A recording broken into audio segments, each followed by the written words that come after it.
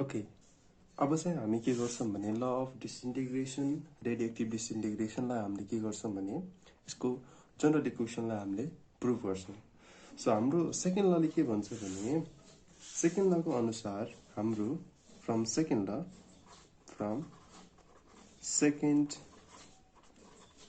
Law of radioactive disintegration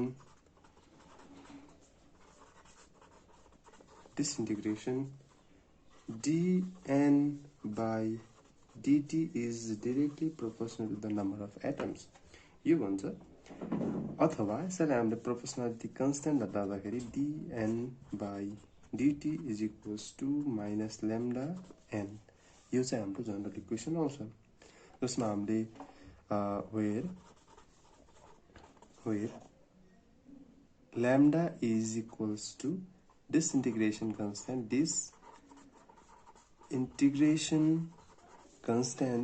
is called disintegration constant where negative sign like के गर्छ भने number of atoms decreases when as time increases यसरी चाहिँ हाम्रो बढ्दै जान्छ है यसमा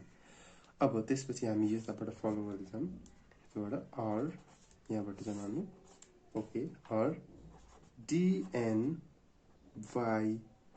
n is equals to minus lambda dt के गर्यो भने हामीले यसमा n लाई एक्सचेन्ज मात्र गर्यो हामीले के गर्यौं यो साइडले यता ल्याए हामीले र dt लाई हामीले उतापट्टि लाग्यौं यो dt छ यो dt लाई उतापट्टि लाग्यौं क्रस एक्सचेन्ज मात्र गर्यो हामीले यसमा सो त्यसपछि हामीले के गर्यो भने यसमा इन्टिग्रेसन गर्यो हामीले बेसिक इन्टिग्रेसन थाहा छ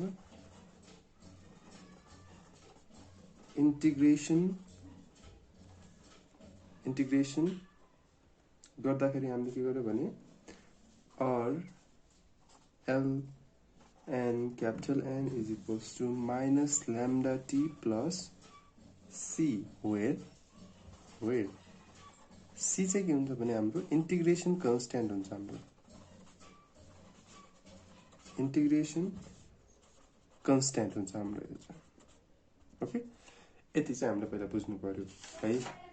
फर्स्टमा हामीले के गर्यो भने यो इक्वेसनलाई प्रुभ गर्नको लागि हामीले second equation law of disintegration second equation लेख्यो हामीले सेकेन्ड इक्वेसनले के भन्छ भने number of atoms dN by dt is directly proportional to the n र यसलाई हामीले नेगेटिभ साइनले के इन्डिकेट गर्छ भने नम्बर अफ एटम्स घट्दै जान्छ टाइम बढ्दै गयो भने ल्याम्डाको मिनिङ्स के हो भने कुनै पनि प्रोपोर्शनालिटी साइन हटाउँदाखेरि हाम्रो त्यसमा के आउँछ भने कन्स्ट्यान्ट क्वान्टिटी आउँछ जसलाई हामीले के भन्छौं भने डिसइन्टिग्रेसन कन्स्ट्यान्ट भन्छौं ओके त्यसपछि हामीले इन्टिग्रेसन गर्दाखेरि इन्टिग्रेटिङ अब यसैले हामीले के भन्न सकिन्छ इन्टिग्रेटिङ दिस इक्वेसन भन्न पनि मिल्छ हामीले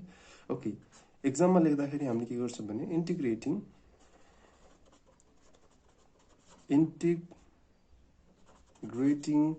इक्वेसन 1 भन्दियो भने अलिकति फर्मालिटी बढी हुन्छ यसमा ओके ठिकै छ त्यसपछि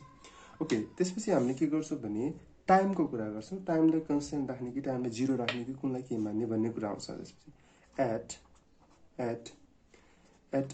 t is equals to 0 time 0 हुँदाखेरि n चाहिँ के हुन्छ भने हाम्रो n नट हुन्छ हाम्रो ओके हामीले सपोज गरेको मात्र सो अब हामीले यसैलाई यो पार्टलाई हामीले के गर्यो भने इक्वेसन सेकेन्डमा लगेर राख्दियौं त यसलाई इक्वेसन सेकेन्डमा दियौं ओके putting in इक्वेसन सेकेन्डमा पुट गर्दाखेरि टाइम के छ हाम्रो टाइम यो छ नि t को ठाउँमा हामीले के राखौं यो राखौं 0 राखौं र n को ठाउँमा हामीले के राखौं n आउट राखौं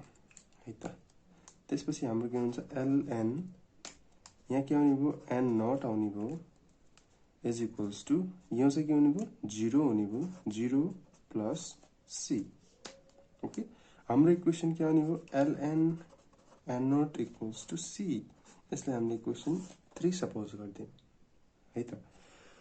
अब त्यसपछि हामीले के गर्यो भने यहाँबाट हामीले के को भ्यालु फाइन्ड गर्यौं c को भ्यालु फाइन्ड गर्यौं हामी इक्वेसन 2 मा हेरौं त त्यसैले हामीले के गर्न सकिन्छ भने इक्वेसन 2 मा राख्दाखेरि नाउ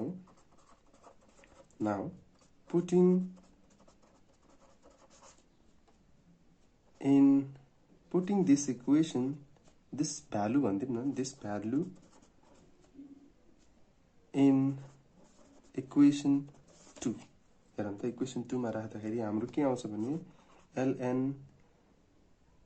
n छदैछ हाम्रो is equals to minus lambda t plus c को भ्यालु कति छ हाम्रो, सी को भ्यालु कति छ ln n नट, हैन है, ख्याल गर्नु यसमा। अब त्यसपछि हामीले के गर्छौं भने r अब यसबाट हाम्रो के हुन्छ ln n यतापट्टि हामीले यसमा ल्यायौं minus ln n naught is equals to minus lambda t. Okay, यसबाट यतापट्टि जाउँ हामी। त्यसपछि हाम्रो के आउँछ भने हामीले जनरल बेसिक म्याथमेटिक्स थाहा छ हामीलाई। बेसिक म्याथमेटिक्समा के छ भने यदि बेसिक म्याथमेटिक्सले के भन्छ भने हामीलाई बेसिक म्याथमेटिक्सले के भन्छ भने यदि log ln n minus ln यसरी छ भने कुनै एउटा म्याथमेटिक्स छ भने यसलाई हामीले के लेख्न मिल्छ भने ln n by n naught लेख्न मिल्छ। भनेको डिभाइडमा छ भने हामीले के गर्छौं, यसैले हामीले फर्मुलामा a by b छ भने हामीले के गर्छौं भने ln a minus ln b लेख्न मिल्छ। हाम्रो चाहिँ के हुन्छ भने एउटा बेसिक म्याथमेटिक्स छ, फर्मुला चाहिँ हो यसमा हाम्रो। ओके, त्यसपछि हामीले के जान्छ भने यसैले हामीले यो फर्मुलामा राख्छौं। So r ln n by n naught is equals to minus lambda t। Okay, और त्यसपछि हाम्रो के हुन्छ भने ln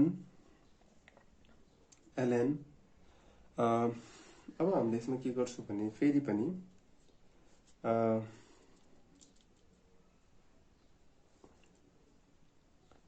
ओके, फेरि पनि हामीले यसमा के गर्छौं भने ln जुन हाम्रो यो इक्वेसन आयो ln n by n naught छ र माइनस ल्याम्डा t छ भने यसलाई हामीले के गर्छौं भने यहाँ चाहिँ हाम्रो एउटा म्याथमेटिकल फर्मुला छ जसमा हामीले के गर्छौं भने दैट इज ln e भनेको के हुन्छ भने 1 हुन्छ। यो चाहिँ हामीले राख्छौं यसमा है। त्यसपछि ln n by n naught is equals to ln e minus lambda t, यो राख्छौं है हामीले यसमा चाहिँ। अब त्यसपछि हामीले के गर्छौं भने r ln n by n naught is equals to ln e को पावरमा माइनस ल्याम्डा टी राख्छौं। कसरी राख्छौं भने हामीसँग फर्मुला छ, हामीसँग के फर्मुला छ भने ln x को पावर x छ भने ln n ln x लेख्न हामीले मिल्छ यसमा चाहिँ है त, यो फर्मुला छ। त्यसपछि हामी के जान्छ भने r ln त्यसपछि हाम्रो ln क्यान्सल आउट हुन्छ। So n naught equals to e को power minus lambda t। This is the basic equations है त। अब यो त हाम्रो के भयो भने पहिलो तरिका भयो हामीले फर्मुला युज गरेर।